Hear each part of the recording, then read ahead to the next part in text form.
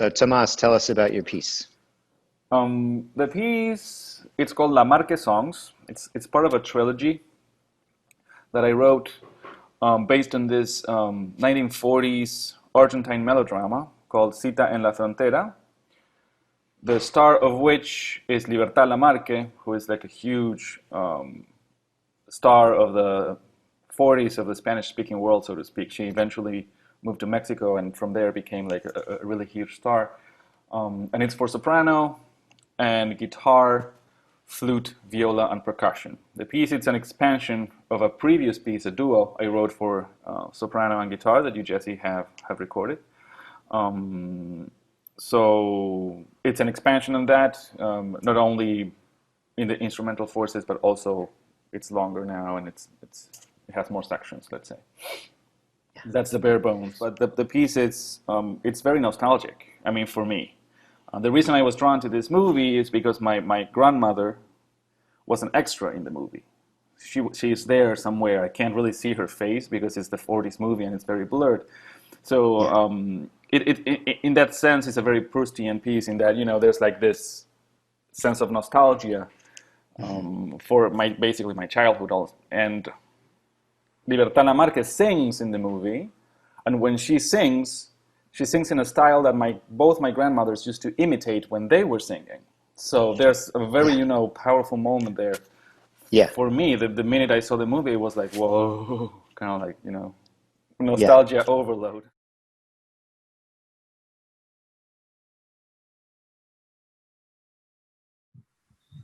Hilda, can you tell us a little bit about the piece and how it came to be? Yes, I wrote this piece in 2004. So I had been going for a few years to a festival in Valencia, in Spain, called Ensems. It was a festival of new music. It is a festival of new music. It's still happening.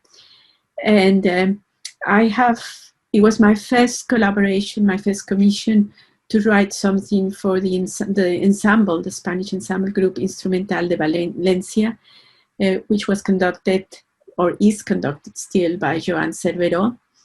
And since we have had a few collaborations, so they asked me to write a piece, and they invited me to hear the ensemble, and I really like the harpist.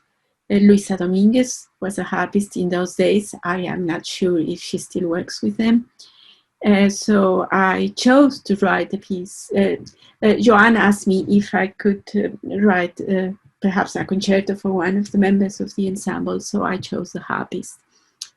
And yes, harp is very close to my heart because as a child I was able to play the harp, of course the diatonic harp without pedals, as part of a children's ensemble in Mexico City, where I began to learn music, and we played some music that was specially composed for us by our teacher, who devised a lot of, uh, adapted a lot of children's nursery and songs to be performed as proper concert music. So that was my first contact with the harp. And yes, of course, this is now uh, why I chose to write a harp ensemble. Um, the title comes from, I mean, it has many meanings, and I like that because as it's written, demente cuerda means demented strings, and or demented string. But if you don't read it and you just say demente cuerda, it could also mean of sound mind. Um, so it has uh, multiple meanings, and therefore the possibilities of adapting itself to whatever you like with the music. And the piece is basically, um, um, yes, a dialogue between the soloist and the ensemble.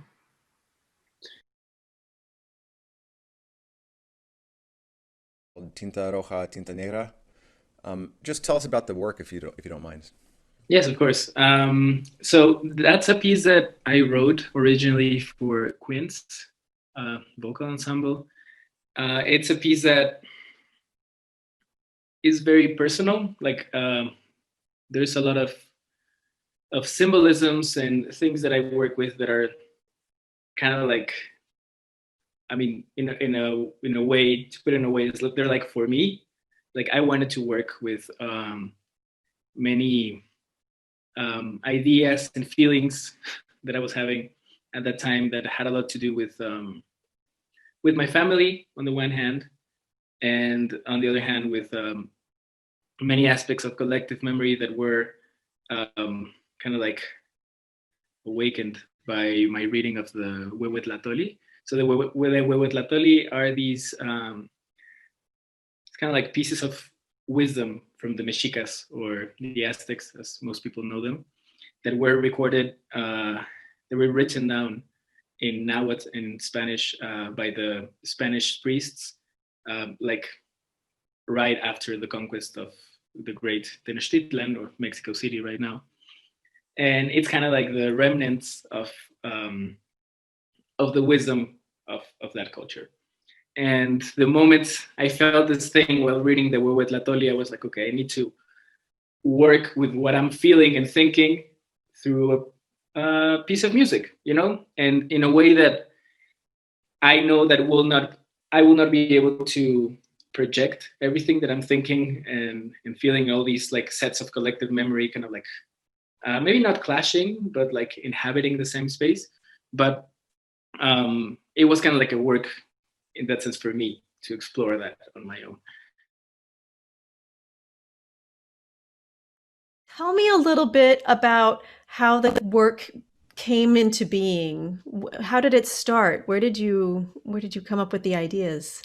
¿Cómo empezó? ¿Cómo viniste con las ideas? Okay, with my English.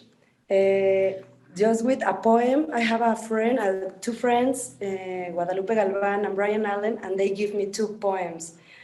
And with the mails, with my friends, I just collect branches and make a good tree. That's the song. That's so beautiful. So did you know who you were writing for, which soprano you were writing for? ¿Sí escribías para una soprano en especial? In my class, in my composition class, I am in the university yet.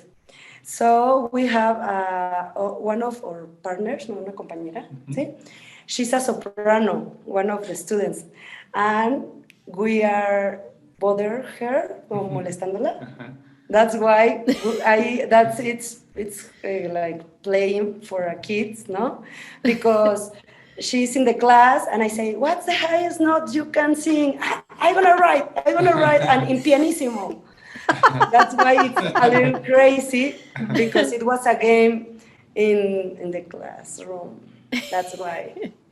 And then it sounds so good, and it was so beautiful. But it starts with a game with Victoria, that it's my partner in the class.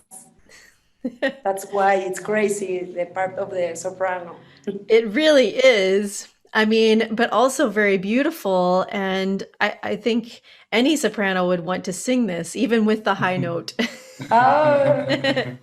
And also, I love songwriting, la canciones. Songwriting. So for me, even if it's contemporary music or classical music, it's important that contains like a song. So you can, because I am a guitar player at the beginning, so for me, it needs to be like a melody and como cantable. Cantable. Cantabile. Cantabile. Okay, and so we are playing De Memorias, and you're, can you just tell me that again about how it came to be, or what the ideas are? Well, the Memorias is actually a piece dedicated to my teacher, Alfredo Diaz Nieto, which now is about 102 or 103. I mean, it's spectacular. And he is in La Habana, Cuba. And but I wrote the piece here, just thinking of him. it's actually in my memories of course, I mean, a sophisticated way of having a memory of Cuba and thinking of the foliage. And there's a lot of birds, for example. Is the flute a bird? One of them. Okay, one of them. Yeah. It could be a bird. It could be a breeze. Yeah. It could be ruffling, you know, the leaves. You see, because I mean, it's very green, and flowers, and it's hard to describe. It's what the people think about the islands. You know, I mean, because it's, you know, you're surrounded by the sea, the humidity. I mean, the plants, all of them thrive. So that is something that I adore. I adore plants, you know, and I was thinking about my teacher, you know, as I told you, I have very fond memories of my teachers, and now is that I understand the emphasis that they've made at giving me the knowledge that they had. Mm-hmm. And I remember my solfege teacher, Tete, you know, was her name. Yeah. I mean, it's just, you know, I mean, you know, when you grow older, you start actually reviewing the different episodes and the different cycles of your life. So that was one moment that I wrote that piece.